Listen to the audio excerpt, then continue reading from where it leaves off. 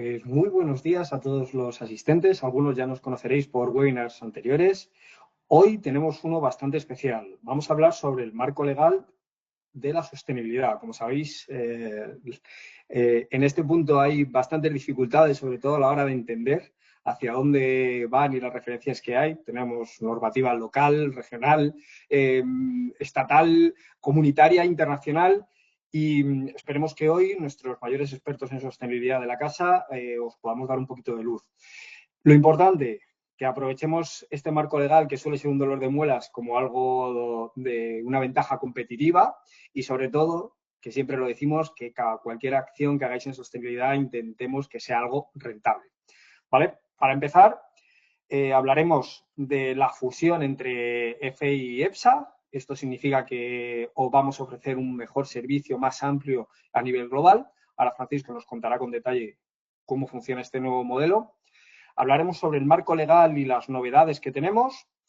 Os propondremos el servicio de asesoría legal para que lo tengáis presente y lo más importante de todo, hablaremos de casos de éxito. Tenemos 4 ponentes con nosotros, como veréis no va a ser un monólogo interminable que yo esté hablando todo el rato, van a ser ellos los que os vayan contando y al final tendremos una ronda de preguntas y ojalá podamos dar la mejor respuesta posible. Sin más preámbulos, le voy a dar paso a Francisco para que nos cuente cómo ha sido esta fusión entre las dos compañías. Francisco, adelante.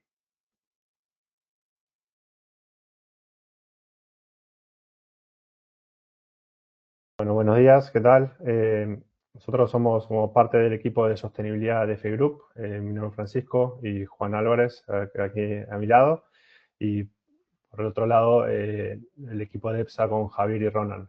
Como ya varios saben, EPSA, líder en financiación en lo que es Europa y principalmente en Francia, y FE Group, también líder internacional en materia de financiación de proyectos de I+D. Tanto en España como a nivel internacional.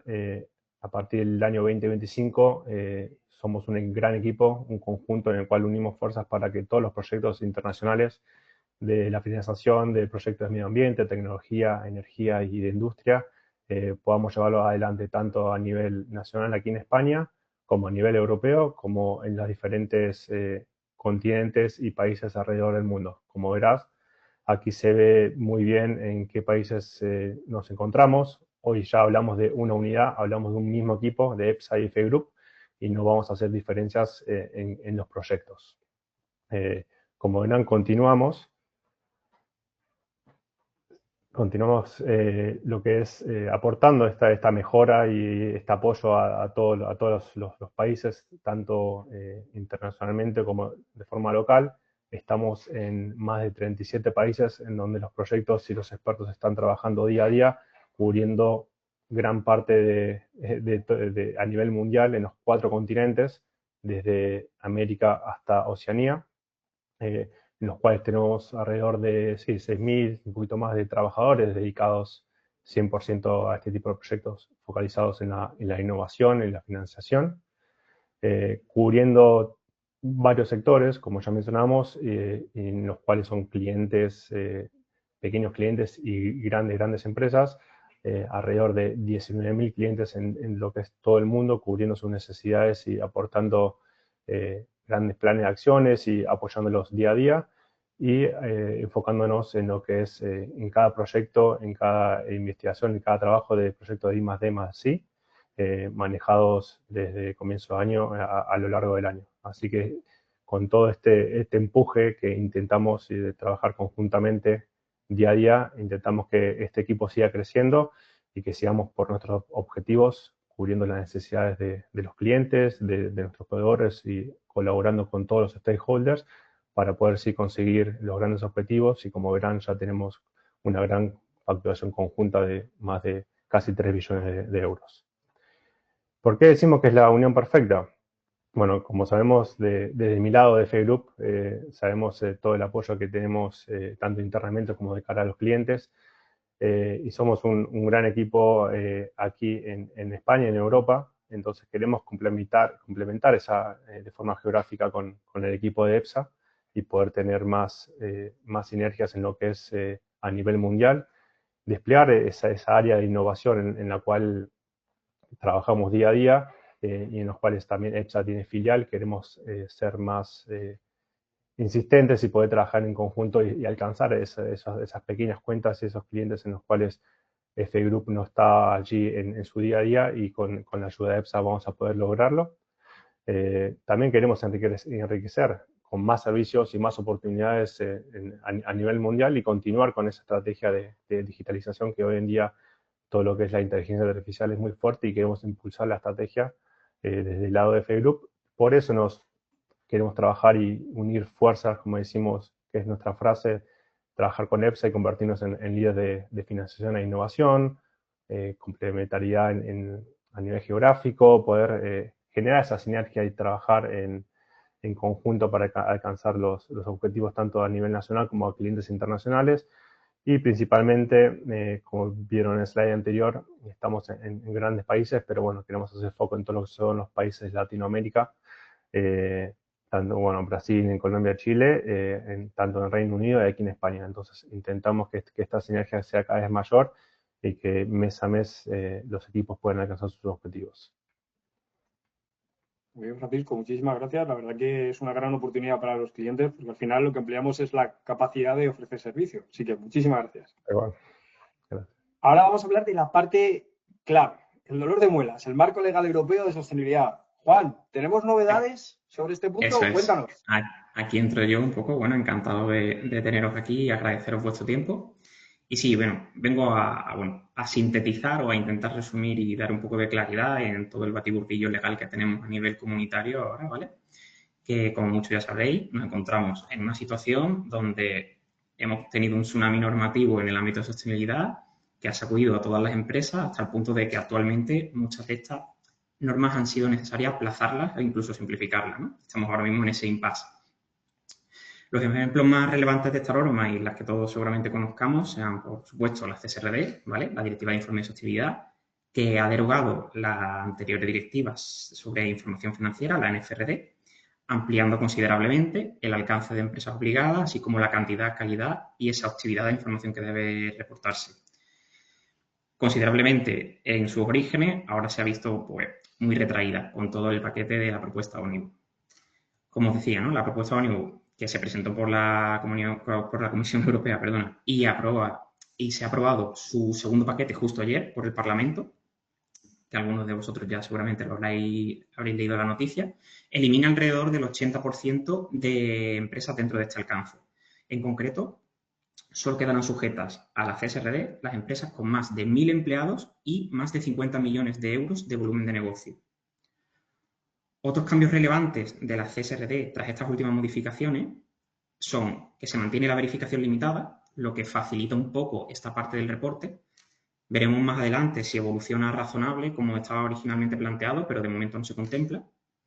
También se reduce en casi un 60% el número de puntos de datos en los SRS, los estándares europeos de reporte, si bien aquí he de decir que EFRAG sigue trabajando en ello y se espera su aprobación definitiva entre finales de año y principios de 2026.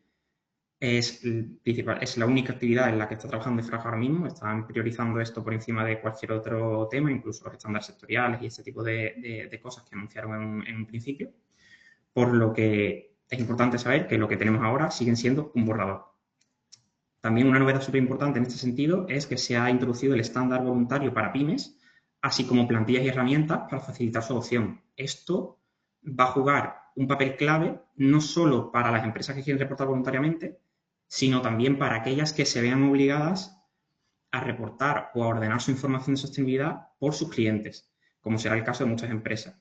No olvidemos que las grandes empresas a las que sí le aplica la CSRD tienen que reportar información a lo largo de su cadena de valor, ¿vale? Es un concepto que tenemos que tener muy, muy en mente. Y seguramente nosotros, como empresas que no estamos dentro de ese alcance, sí que formamos parte de esa cadena de valor. Por lo tanto, nos van a pedir esa información.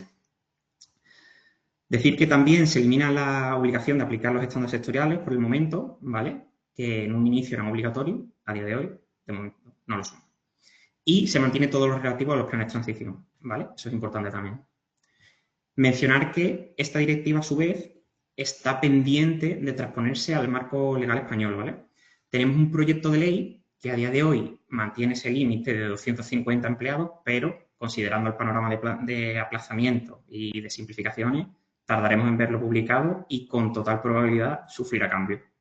Si bien algunos mantenemos la esperanza que, al igual que su antecesora, la Ley 11/2018 hizo con la NFRD, sea más restrictiva en cuanto al alcance de aplicación. Es una posibilidad que también vosotros tendréis que contemplar, ¿vale?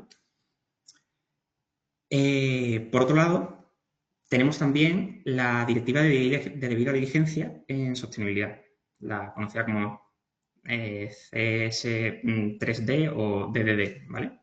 Que obliga a identificar, prevenir, mitigar y reparar impactos negativos sobre los derechos humanos y el medio ambiente, ¿vale? Aquellos que deriven de las operaciones de las empresas a lo largo de su cadena de valor. Ojo con este concepto otra vez, ¿vale?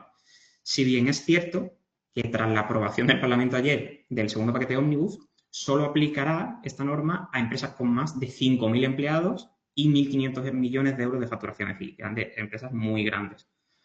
Además, retrasa su aplicación hasta 2029, porque, como bien sabemos, es una norma compleja de implementar que va a requerir mucho tiempo y esfuerzo e incluso inversión por parte de estas empresas, ¿vale? De forma directa aplicará a muy pocas, si bien podemos esperar que, si tenemos como cliente a una de ellas de estas, nos pida cada vez más información y evidencia sobre estos asuntos para poder defender su enfoque de cadena de valor. Es algo con lo que tenemos que estar preparados, tenemos que tener en mente y ir adaptándonos lo antes posible.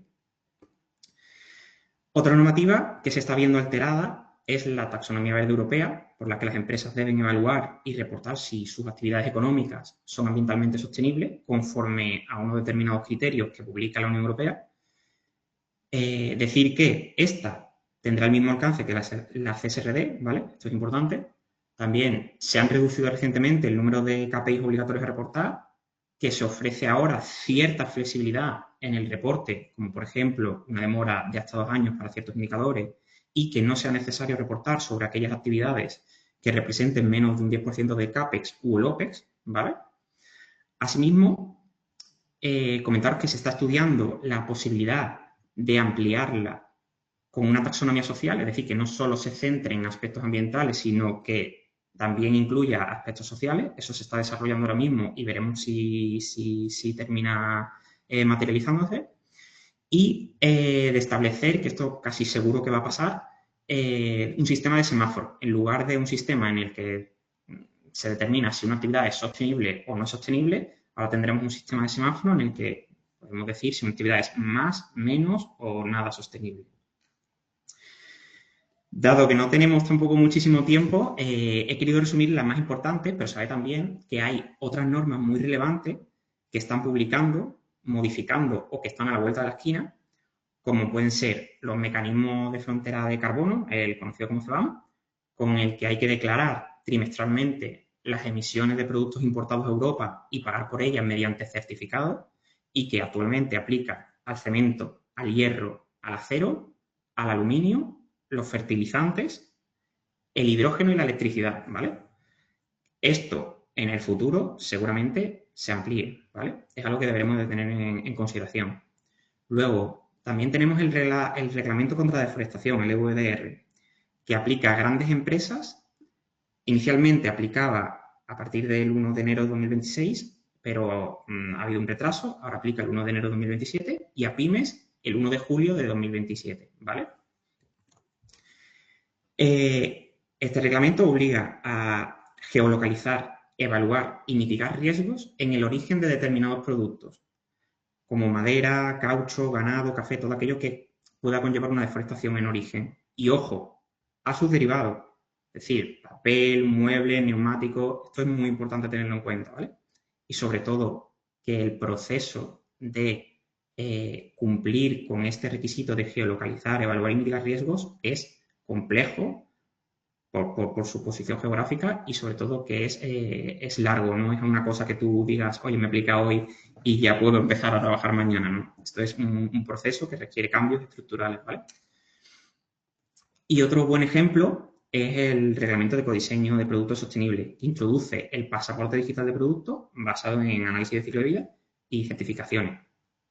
que aplica progresivamente mediante la publicación de datos delegados para cada tipología de producto a determinados sectores prioritarios. Empezará por el textil, construcción y electrónica, que es por donde está empezando, y cuyo alcance se irá extendiendo año tras año. Es decir, no solo se va a quedar ahí, la intención de la Unión Europea es que esto aplique al final a todas las categorías de productos. Lo importante es que aún y cuando estas normas se simplifiquen o se vayan dando más plazo, siguen siendo normas complejas para las que las empresas tenemos que estar preparadas, ¿vale? Y aquellas que empiecen, es lo que queremos transmitiros, sobre todo por nuestra experiencia, y por eso hemos añadido los casos de éxito para que un poco veáis que vamos a comentar ahora a posteriori. Aquellas empresas que empiecen ya van a ver que tienen ya una ventaja estratégica frente a aquellas que esperen hasta el último momento. Les va a permitir anticiparse, buscar financiación, hacerlo de manera orgánica, estructurarlo bien y sobre todo sacarle esa rentabilidad que comentaba mi compañero Javier, ¿no? Que es súper importante para las empresas. A continuación, mi compañero Francisco os va a contar también un poco todas las novedades o sobre todo toda la normativa clave que tenemos que tener en cuenta a nivel estatal, ¿vale? Vale, muchas gracias, Juan. Sí, tal cual. Hablando un poquito más de lo local, de lo nuestro que tenemos en el día a día, como ya varios sabrán, sobre lo nuevo que es la Ley de Movilidad Sostenible, en el cual se aplica la movilidad como un derecho social. Es una obligación tanto para empresas y pequeñas empresas con más de 200 empleados que puedan implementar planes de movilidad sostenible de aquí al año 2027, o sea, de aquí a 2 años. La idea es fomentar este plan de movilidad en el cual se pueda medir y reportar en el corto plazo, que se pueda más que nada hacer foco en lo que es todo el tema de la movilidad, tanto en bicicleta, en ir caminando, en un carpooling, tener horarios flexibles de entrada al punto de trabajo, poder, en el caso que sea posible, promocionar lo que es el teletrabajo para las diferentes oficinas y los puntos de trabajo, que con esta idea que seguimos trabajando se sigue trabajando para poder descarbonizar este aporte. El objetivo es alcanzar la neutralidad en el 2050, entonces lo que se intenta es que año a año se pueda fomentar todo lo que es el tema de cómo llegar al punto de trabajo. Por otro lado, en cuanto a lo que es la movilidad en autos eléctricos, se obliga a que haya más puntos de recarga.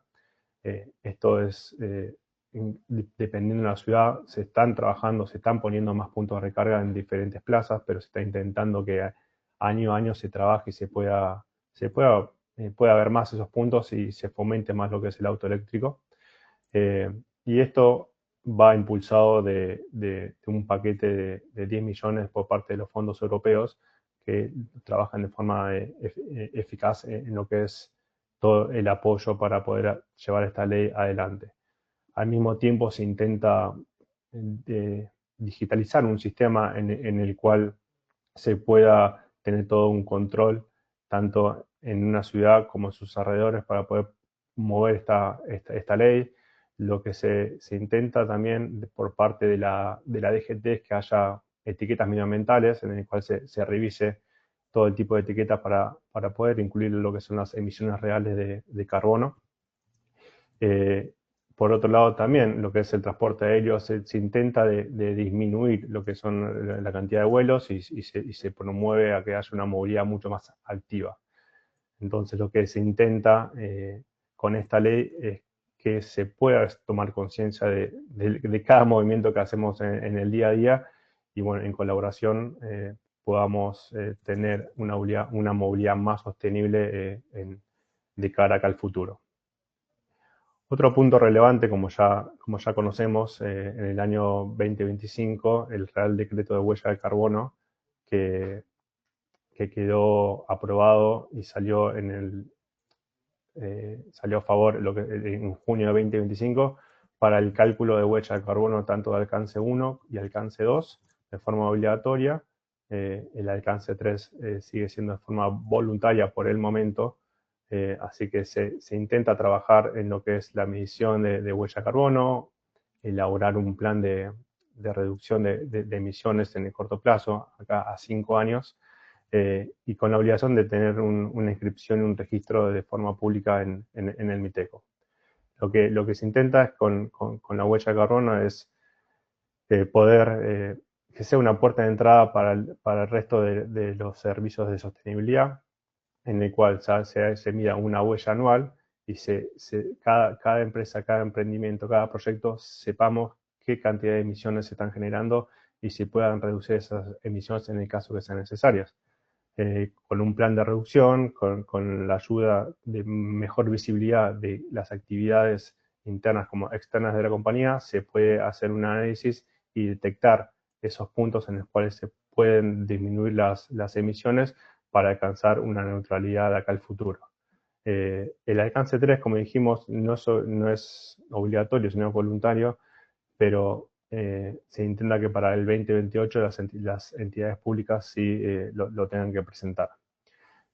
¿A quién está obligado? Está lo que es la medición de la huella, a grandes empresas, al sector público, y en el caso de las pymes es voluntario, pero bueno, siempre es ayuda y siempre lo que es el acceso a los sellos oficiales es muy importante.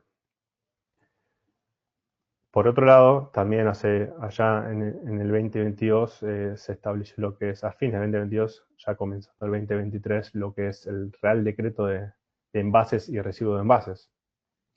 Que el objetivo principal de este decreto siempre fue prevenir y reducir la generación de residuos y los residuos de envases, siempre tratando de fomentar la reutilización, el reciclaje, la valoración de los materiales.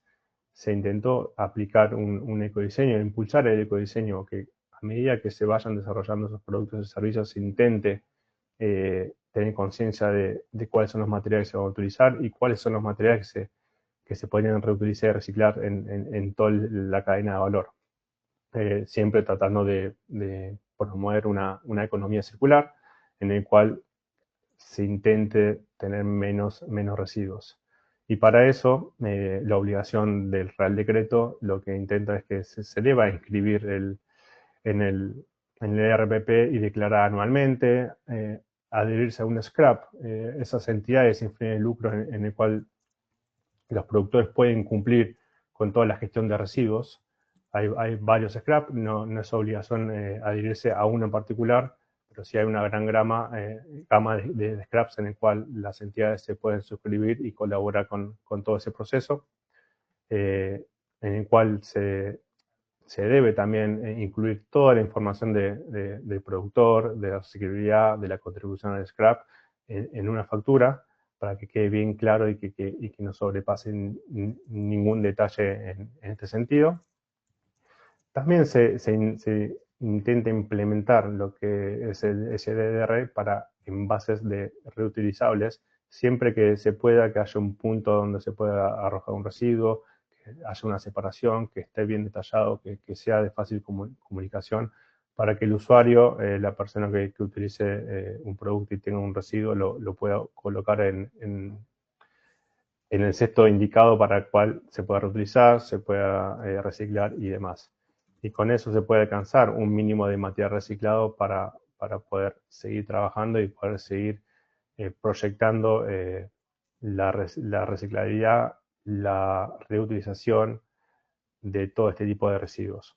Lo que se intenta es que se haya cada día en cada ciudad, en cada punto, estos sistemas de depósito, estos sistemas de devolución y de retorno de envases, en los cuales esperemos que mes a mes, año a año, se pueda implementar más y haya una buena comunicación para que el usuario, el consumidor, sepa dónde puede arrojar un residuo.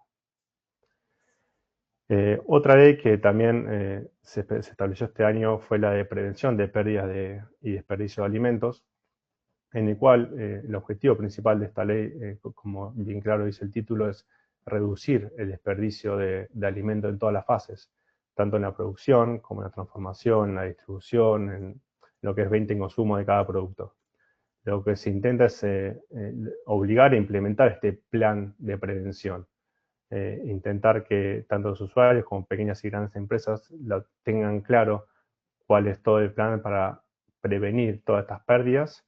Se establece con una jerarquía para el uso de excedentes, tanto en animales como en valorización, y se intenta que haya una obligación de reportar cantidades, medidas, resultados de plan, sea bien claro en un informe para que sea asequible y que esta ley pueda llegar a cumplir.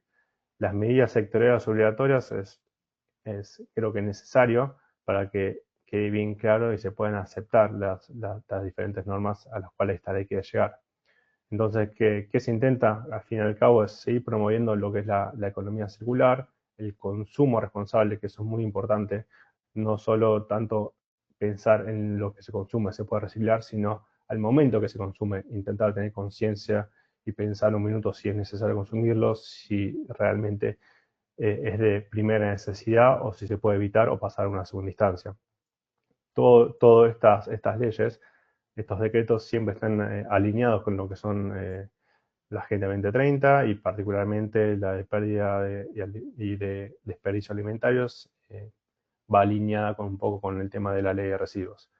Entonces, bueno, a partir de todo este marco legal a nivel nacional, se intenta poder alcanzar lo que es la Agenda 2030, poder seguir trabajando en el plan de descarbonización y año a año esperemos que podamos trabajar en conjunto tanto desde nuestra perspectiva aquí en F Group y EPSA como a nivel sectorial.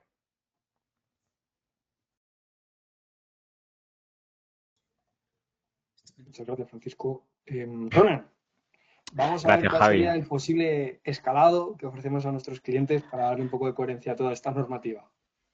Gracias, Javi. Y bueno, buenos días a todos. Gracias por atender.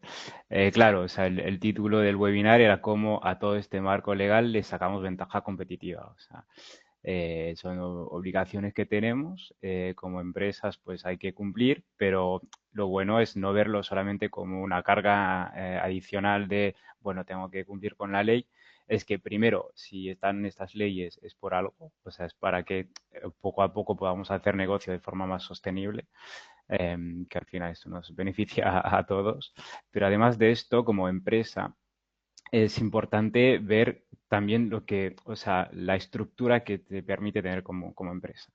Me explico, o sea, muchas veces hablamos con los responsables de sostenibilidad o cuando es la persona de calidad o de comunicación, dependiendo de la empresa que se encarga de esto, pues dicen, es que hacemos cosas, tenemos algunas acciones, intentamos cumplir, pero no sabemos muy bien cómo estructurar un poco la política de ASG, de sostenibilidad.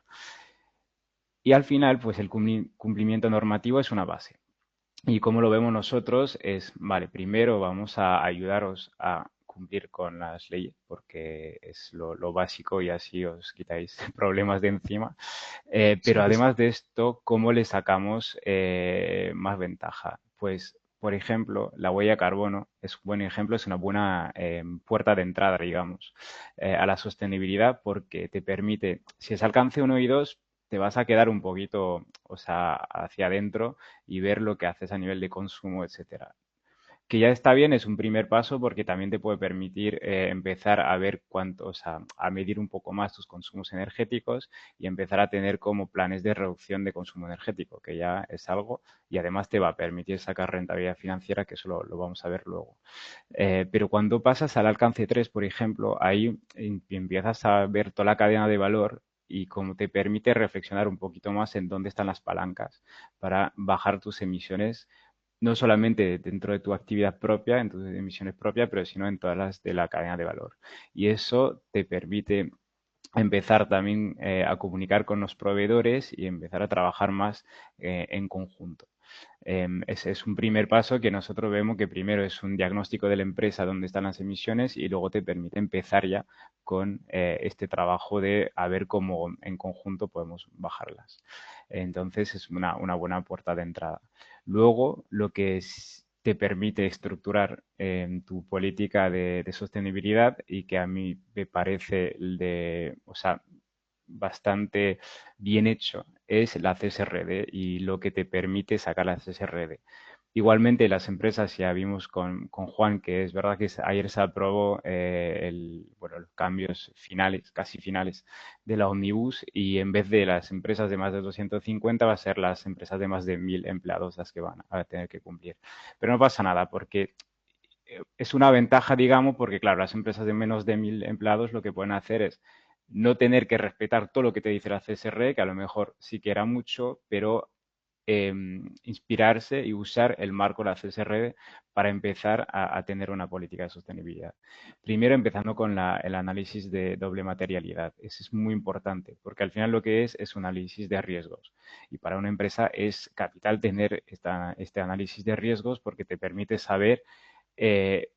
permite saber tu impacto por un lado, entonces te permite reducirlo, pero también el riesgo financiero que pueden tener pues catástrofes naturales, problemas sociales en tu cadena de valor, etcétera. Entonces, es un análisis que antes no se hacía tanto y que te permite pues saber un poco también la salud económica de tu negocio de forma global.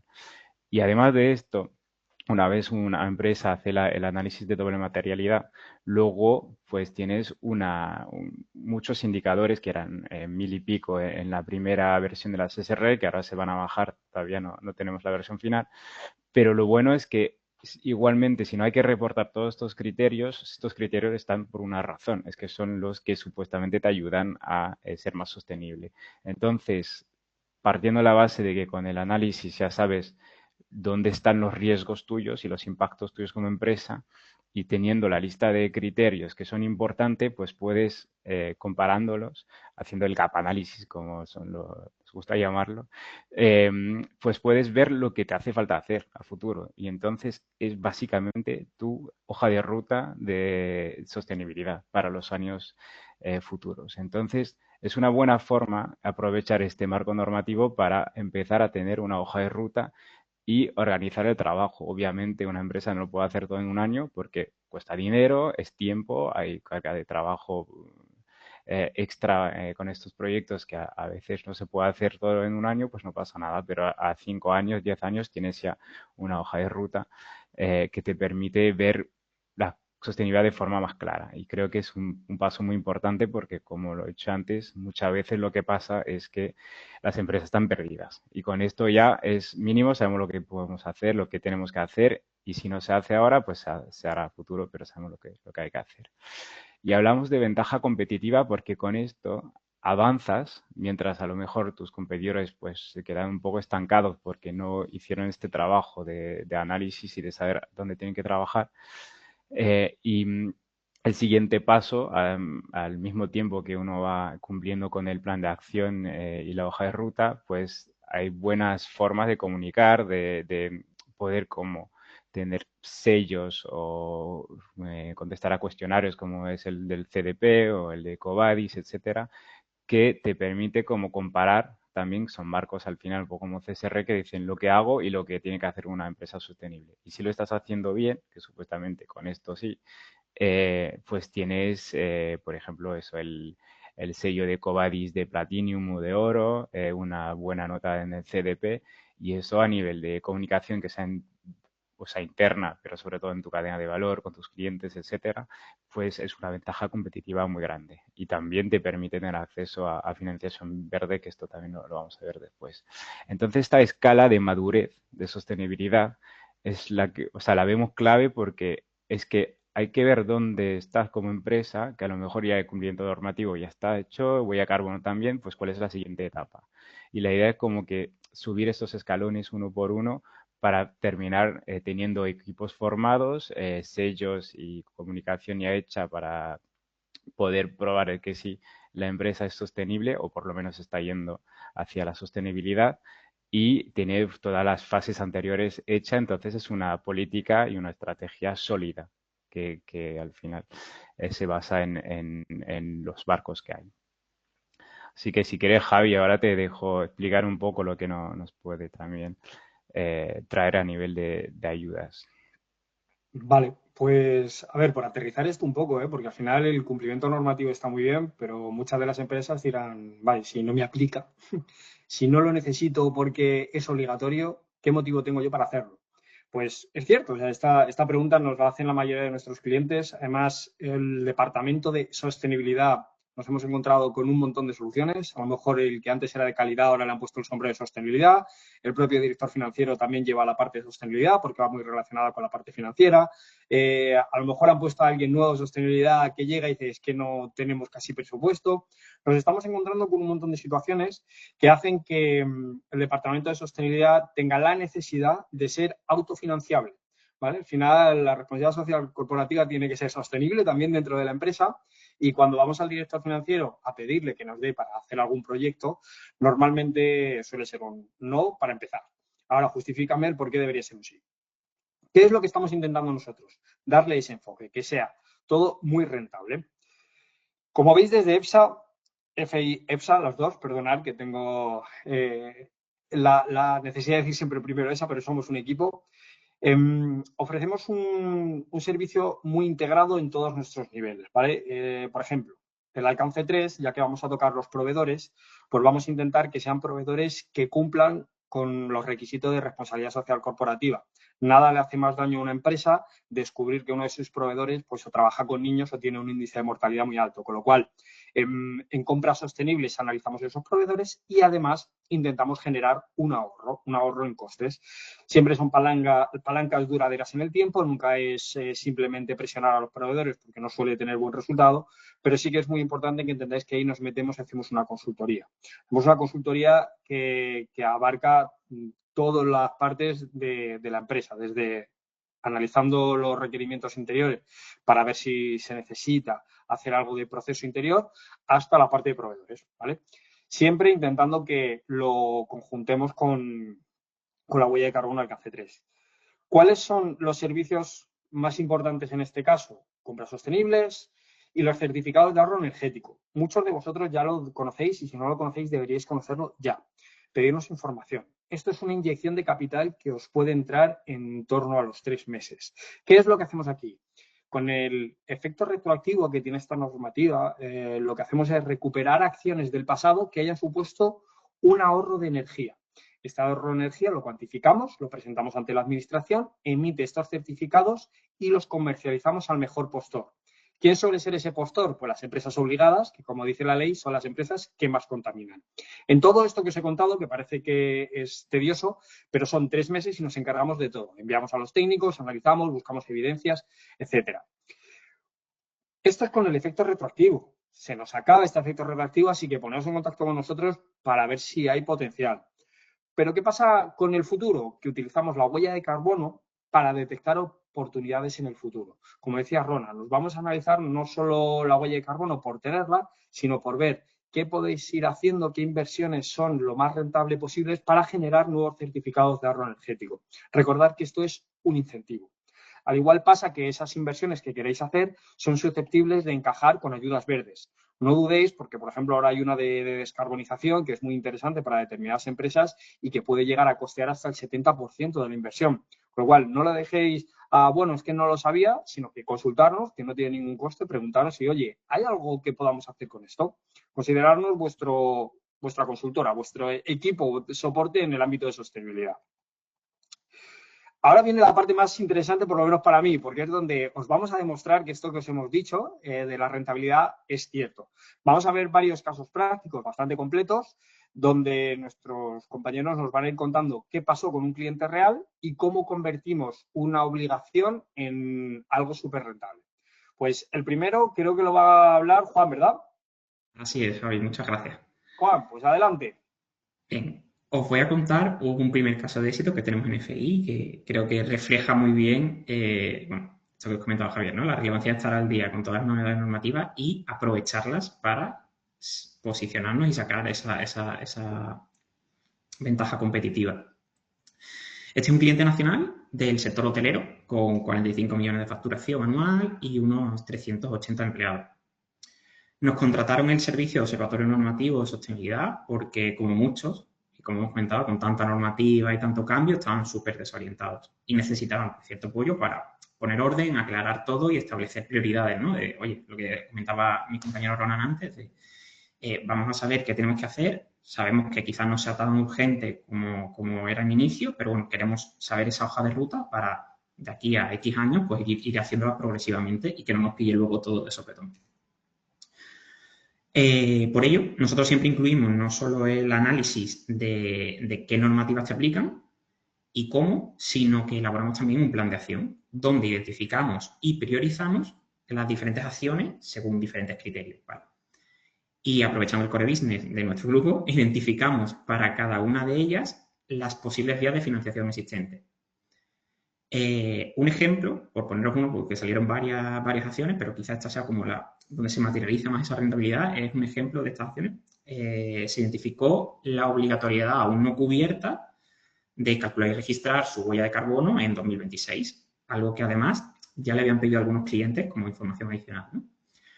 Pudieron aplazar esta acción diciendo, oye, es que no nos aplica ya, pues ya la dejamos para 2026 o incluso para 2027 cuando nos llegue el requerimiento. No, pues decidieron abordarla ya porque además le identificamos esa subvención activa que cubría el 70% de los gastos. Así que aprovechamos a hacer el primer esfuerzo un año antes, que siempre es el primer esfuerzo un poco el que más cuesta, ¿no? Así, le calculamos la huella de carbono, elaboramos un plan de reducción con diferentes acciones, pasadas, presentes, previstas y más, sacando de benchmarking, propuestas incluso nuestras o de otros casos y chicas similares con los que hemos trabajado. Y en línea con lo que han comentado Javier, gracias a este plan se detectó la oportunidad de gestionarle CAEs, certificado de ahorro energético, por la sustitución de unos equipos de climatización. Así, le gestionamos al cliente estos CAEs con el ministerio y le conseguimos el mejor acuerdo posible con un sujeto obligado, siguiendo un poco pues, las explicaciones que me ha dado mi compañero Javier muy acertadamente. De esta forma, el cliente a fecha de hoy ha conseguido reducir el consumo eléctrico un 70% de sus instalaciones, que es una barbaridad, y gracias a los CAEs, de una inversión de 135.000 euros que hizo en los equipos, consiguió 380.000 euros por la venta de esos CAEs. Sí, o sea, casi el triple de lo invertido. Para que veáis un poco las oportunidades que os podéis estar perdiendo, ¿vale? Es un caso muy significativo, pero, oye, ¿quién te dice que no puede ser vuestro caso, ¿no? Además, ya tiene su huella registrada, evidenciando un ahorro de 398 toneladas de CO2 el primer año, y esto además le ha permitido mejorar su imagen y responder a la demanda de ciertos clientes, ¿no? Que estaban demandando toda esta información, que antes pues intentaban dar un poco las evasivas o mandaban el típico informe de la 14001, cosas así como un poco para cubrir expedientes. Oye, pues ya lo tienen todo ordenado, ya tienen justificación y están preparados para lo que venga el año que viene. La pregunta, ¿renta tener claro qué te aplica y planificar con tiempo y apoyo cómo es mejor abordarlo? Pues yo creo que este caso es el reflejo perfecto de que sí, ¿no? Pues este ejemplo me parece maravilloso porque es el que suelo utilizar siempre, así que Sí, muy sí, bueno. es Además, que es... recordar que la parte de los certificados de ahorro energético somos vuestro mayor aliado porque trabajamos a éxito, con lo cual significa que vamos a intentar conseguir al mejor postor con el mejor precio y recuperar el mayor número de CAEs posibles, ¿vale? Cuantificando Totalmente. todo lo posible en energía ahorrada. Así que contar con nosotros. Pues Juan, paso al siguiente ejemplo. Por supuesto. Venga, pues este yo creo que va a ser Ronan quien nos lo cuente. ¿Cierto, Ronan? Exacto. Además, Adelante. también es un caso bastante típico de los que tenemos. O sea, escogemos este, pero de este tipo tenemos unos cuantos. Que en este caso es una cadena de supermercados de aquí en España, que bueno, tiene, como veis, facturación de un poco menos de 500 millones de euros. Y empezamos con ellos calculando la huella de carbono, alcance 3. O sea, ellos llevaban ya unos años calculando alcance 1 y 2, que lo hacían internamente. Bueno, identificamos un par de errores pequeños ahí, pero nada muy grave, pero sobre todo querían como extender ahí la huella de carbono al alcance 3 porque una empresa de este sector tiene el 98% de emisiones del alcance 3. Entonces, limitarse al alcance 1 y 2, o sea, tampoco te da muy buena visibilidad sobre dónde están los impactos.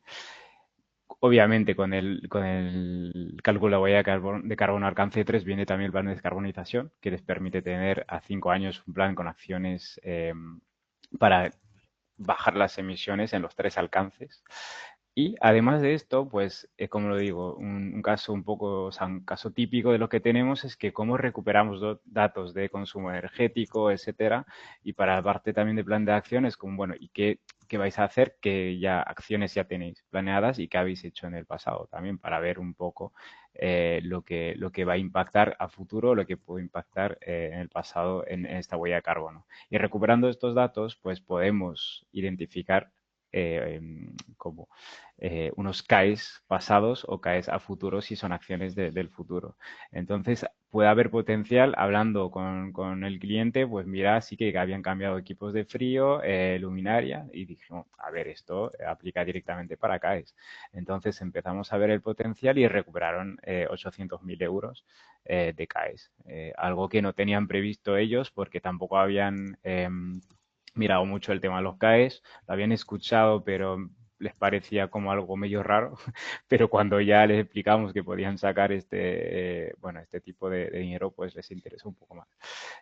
Así que al final pagó, o sea, os imagináis que pagó de sobra o sea, la huella de carbono, esta recuperación de CAEs.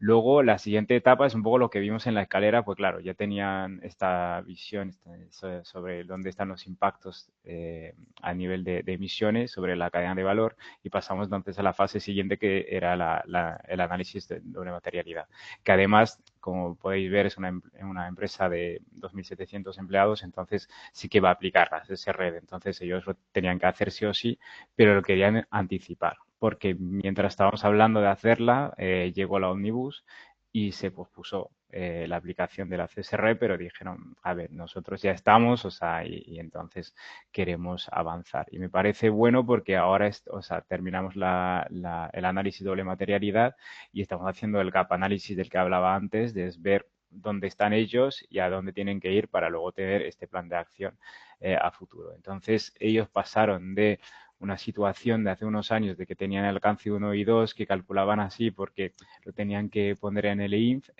ni lo publicaba porque era como un poco lo típico que al final lo que hacían las cuentas anuales hacían el EINF también, pero lo hacían como de forma muy básica y no era un muy buen documento para comunicar. Entonces, ahora pasaron de este estado de que no hacían casi nada a nivel de sostenibilidad, algunas acciones sueltas, pero más para rentabilidad que para otra cosa, a tener ahora una hoja de ruta de sostenibilidad con acciones concretas y además de todo, en todo el camino, digamos, recuperaron 800.000 euros de CAEs, así que nada mal. Nada mal, desde luego. La verdad que Dirección Financiera está encantada con nosotros en este punto. Pues pasamos al caso de éxito número 3. Juan, este le vas a contar tú, ¿verdad? Sí, así es. Pues adelante. En este caso, os traigo una empresa que fabrica material de construcción, aquí una empresa internacional, pero bueno, trabajamos a nivel nacional, con una facturación de 120 millones y en torno a unos 325 empleados. ¿Vale? Tenía una urgencia con los envases. Habían pasado del Real Decreto de Envases, como muchas empresas, pero ya no podían seguir ignorándolo. Porque grandes clientes le exigían cumplir con esta normativa para renovar los contratos y además habían recibido una notificación del Ministerio. Ha sido una de las primeras empresas en las que, al menos en mi conocimiento, han recibido esta notificación. Así, bueno, nos contrataron el servicio, le hicimos un diagnóstico inicial que al tener muchos proveedores, o sea, muchos productos diferentes, cada uno con sus propios envases primarios, secundarios y terciarios, así como proveedores de diferentes países, incluso fuera de la Unión Europea, es algo relativamente complejo. Fue un proceso relativamente complejo. Pero bueno, con ello conseguimos identificar qué requisitos cumplían, cuáles estaban en proceso de cumplir y cuáles no cumplían. Y en base a ello establecimos un plan de acción y le prestamos asesoría durante todo el proceso de implantación y despliegue, porque ya te digo, era un caso muy particular, muy concreto y bastante complejo. Justo ahora, a final de año, acaban ya de implementar la última acción que les quedaba y han conseguido renovar uno de sus principales contratos, que era un poco el temor base con el que estaban teniendo problemas por este motivo, pues sin problema. Y os podéis imaginar la tranquilidad que han ganado después de todo esto, ¿no? Por esta tranquilidad que vieron que le aportamos desde el primer momento, nos contrataron también el observatorio normativo con un alcance más amplio de sostenibilidad, con el que, al igual que en el primer caso que os conté antes, establecimos un plan de acción. De este plan de acción han salido, por ejemplo, acciones como la declaración ambiental de productos, que les aplica, bueno, les va a aplicar por el pasaporte digital del producto, ¿vale? Les permite anticiparse y tener toda la información y la documentación necesaria para el pasaporte digital de sus productos. También le registramos la huella de carbono y le apoyamos para identificar y reportar actividades elegibles y alineadas con la taxonomía verde, ¿vale? Que también estaban muy confusos con el tema y con todas las modificaciones que hasta dónde tenían que llegar y hasta dónde no, y que podían excluir y que no.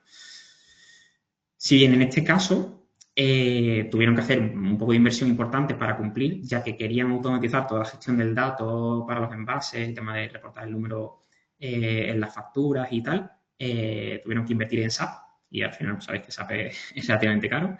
Pero bueno, entre otros beneficios, cumplieron con proveedores, evitaron posibles sanciones de la administración y han conseguido mejorar su operativa de sostenibilidad en la empresa y eso les ha permitido posicionarse en EcoVadis y están en el top 5%. Que los que hagáis coches EcoVadis, pues bueno, también sabéis un poco la exigencia y la dificultad de llegar quizá a ese top. El valor que tiene esto, pues lo sabemos, ¿no?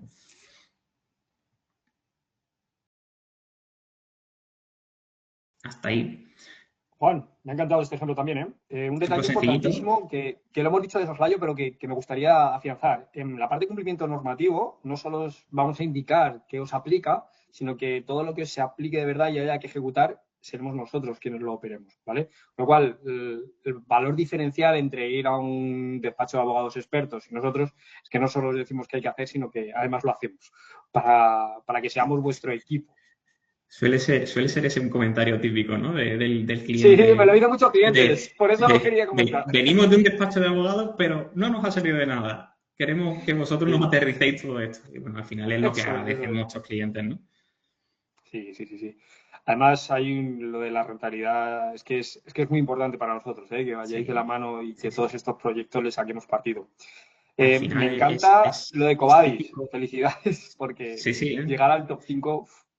Es lo que te digo, al final muchos clientes, y entiendo que a vosotros sé que también os pasa y os pasará seguro a muchos de los que estáis aquí hoy, que al principio siempre vemos todo el tema este de la regulación o la normativa o los requisitos legales como un obstáculo, pero luego cuando lo haces y ves el retorno, el beneficio que tiene te das cuenta de que, oye, que merece la pena trabajar esto, porque de verdad que la sostenibilidad es rentable. Sí. Además, sobre todo que la sostenibilidad es que perduremos en el tiempo y seamos eficientes, con lo cual ayuda mucho. Muy bien, pues muchísimas gracias, Juan. Tenemos otro caso de éxito. Ronan.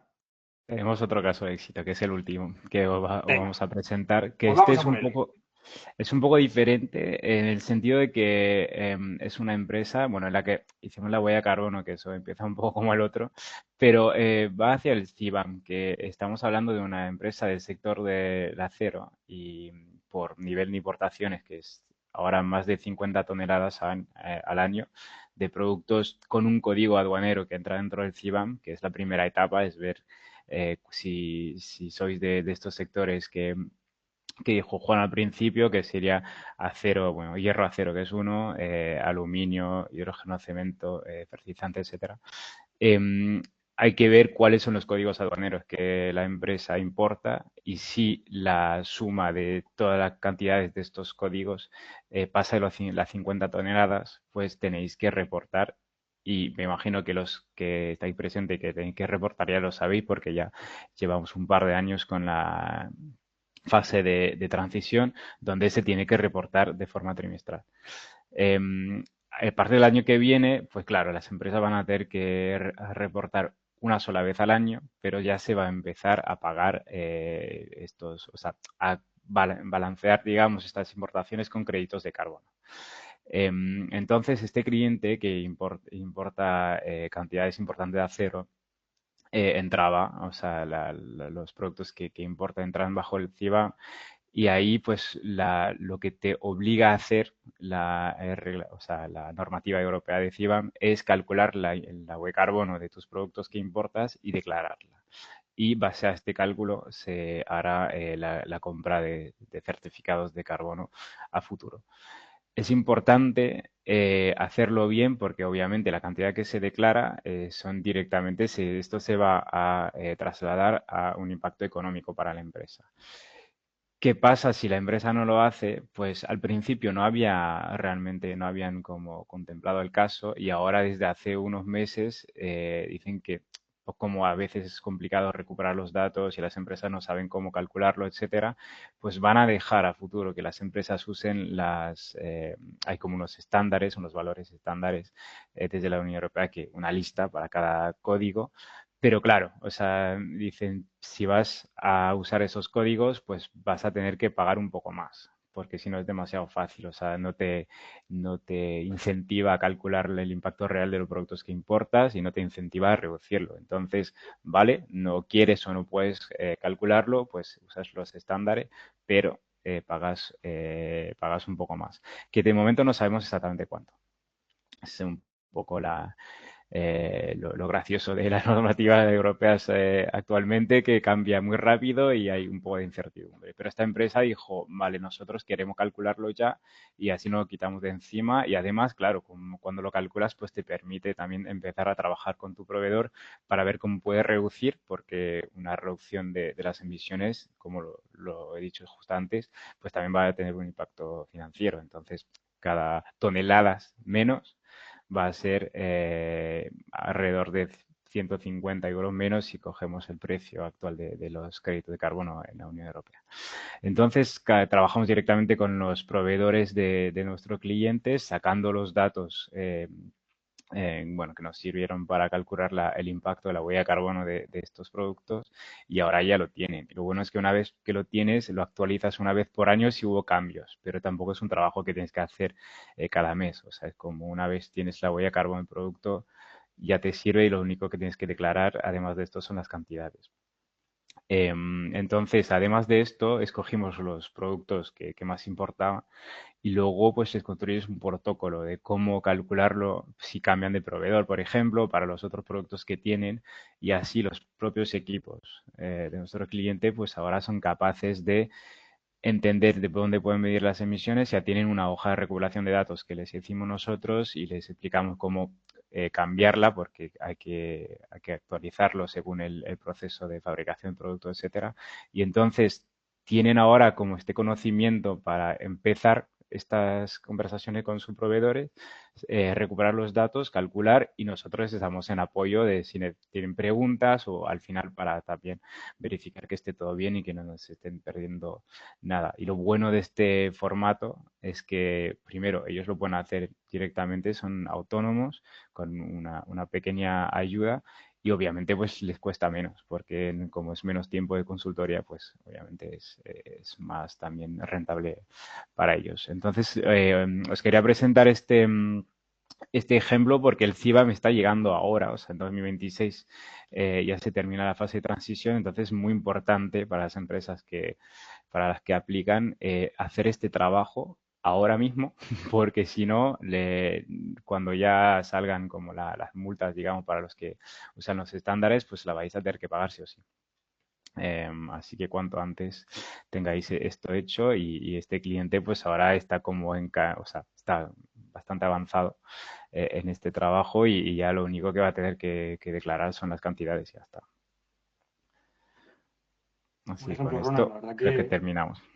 hay muchísima incertidumbre en este campo. Sí. De aquí, incluso, corrígeme si me equivoco, pero teníamos un cliente que se planteaba el decir, pues cambio de proveedor, si me va a costar muchísimo, me busco un europeo. Sí, porque al final creo que muchas empresas no se dieron cuenta cuando salió esta normativa del impacto económico que podía llegar a tener, porque estamos hablando de esto de más o menos 150 euros por tonelada de emisión de CO2, y la verdad que si importas mucho, es que muy rápido llegas a unos niveles que deja de ser rentable importar desde China a Marruecos, lo que sea, y entonces algunos estaban planteando comprarlo dentro de la Unión Europea directamente. Aquí también nos podemos ayudar con el Departamento de Compras Sostenibles, estarán encantados de buscar nuevos proveedores. También. Muchas gracias, Ronan. Pues pasamos a la fase final, donde Francisco nos va a dar unas pequeñas conclusiones, así que todo tuyo. Sí, Gracias, Javier. Un poco, nada, de cierre y agradeciendo a todo el equipo, hablando de lo que hablamos de marco legal y algunas buenas prácticas en nuestro trabajo. Nada, comentarles que la sostenibilidad ya no es una tendencia, no es aparte que sea una exigencia legal, es una oportunidad, como los cuatro los mencionamos, es una oportunidad de liderazgo. Que el primer paso sí, siempre es cumplir la normativa, las leyes que hay, pero el verdadero valor está en anticiparse, en innovar, en buscar oportunidades y generar ese impacto positivo que esperemos que con todas estas normas y las que lleguen a futuro podamos seguir trabajando en ello, en donde se pueda generar una rentabilidad, una reputación y trabajemos en conjunto hacia la resiliencia. Y como mencionamos siempre al final de cada capítulo de estos, si trabajamos todos juntos dentro del marco legal hacia la acción sostenible, allí estamos para apoyarlos. Muy bien, pues muchísimas gracias. No sé si tenemos, voy a dejar de compartir, no sé si tenemos alguna pregunta.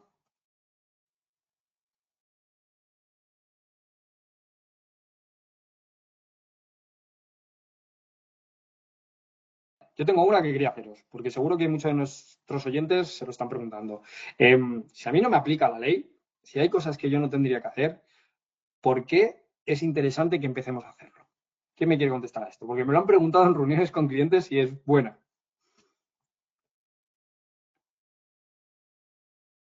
Dice tú, Juan.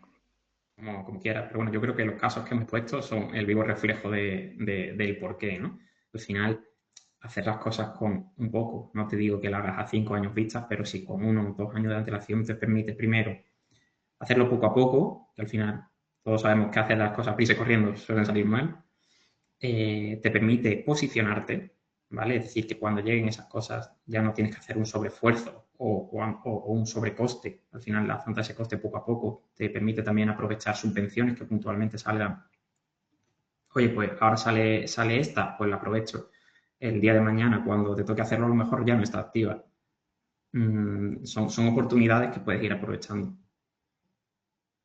Y para añadir un poco, creo que como lo explicó Juan antes, es que para muchas empresas cuando ves las normativas como un cargo adicional, como un peso, es como que te vienen ahí todas de golpe y si no estás preparado es como que te pierdes en todo ello y parece que es mucho. Pero cuando te adelantas un poco y las dominas todas, ya ves que no es tan difícil al final y lo tienes todo ya al día y te permite ver todavía más lejos. Y la verdad que hasta para la carga mental de los propios empleados Sí, que sí. tienen que estar ahí trabajando, es que es un cambio tremendo. O sea, si ya te adelantas y sabes realmente lo que tienes que hacer, tu trabajo es mucho más fácil y para la empresa ya te quitas todo esto de encima, de ir que atrás es lo peor que pueden hacer. Vale. Ya por último, una pregunta que también me hace muchísimo. ¿El coste de este servicio, cómo funciona? ¿Es muy alto? ¿Es ad hoc? Contadnos. Ad hoc, al final depende mucho de la complejidad de tu empresa, del tamaño, no es lo mismo una empresa pequeñita a nivel local que una multinacional, ¿no? Pues sobre todo por el espectro de posibles normas, aplicaciones que al final desde nuestro equipo tenemos que estudiar, detallarte, personalizar, pero yo siempre lo digo, es un servicio que para el coste que tiene es irrisorio por el potencial de tranquilidad, de posibilidades de identificar eso, pues subvenciones, CAE, ayudas, respuestas a proveedores. Te damos una tranquilidad por un precio súper bajo realmente que ya te digo, al final yo creo que todos los que nos prueban, y corrígeme si me equivoco, Ronan, pero No, yo creo que sí, ¿no? Todos los que nos prueban al no, sí, final repiten, se sí, mantienen y sí. están súper contentos con nosotros, porque es que creo que somos, y no lo digo por tener ego ni nada, pero creo que somos bastante útiles, ¿no? Y aportamos Sí, sí. valor. Y, Que al final es y nuestro trabajo, ¿no?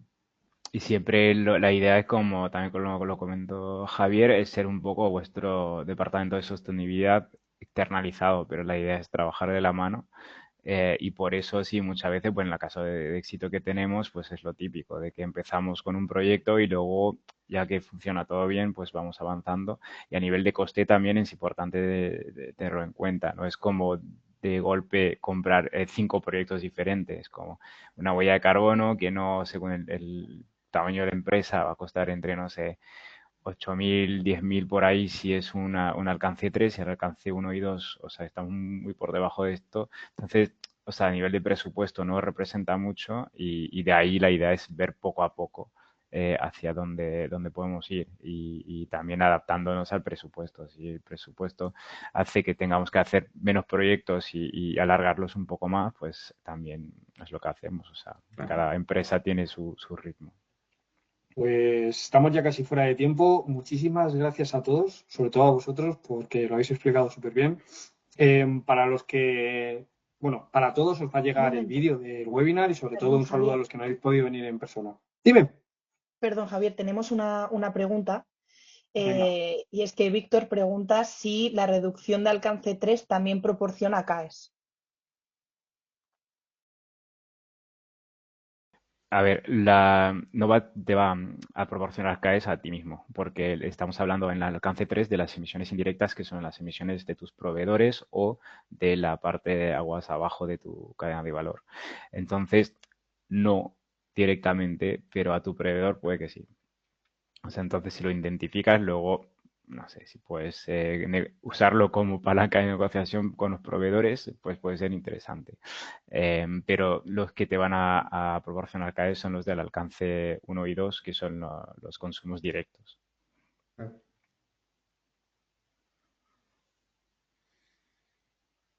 Pues creo que Gracias. terminamos la ronda de preguntas. ¿Tenemos alguna más? No, No, perfecto. Pues lo genial. dicho, muchísimas gracias a todos y un saludo para los que no nos habéis oído en directo y lo estáis oyendo después. Así que un Muchísimas abrazo. gracias. Gracias a Hasta luego. todos. Adiós, gracias. Hasta luego.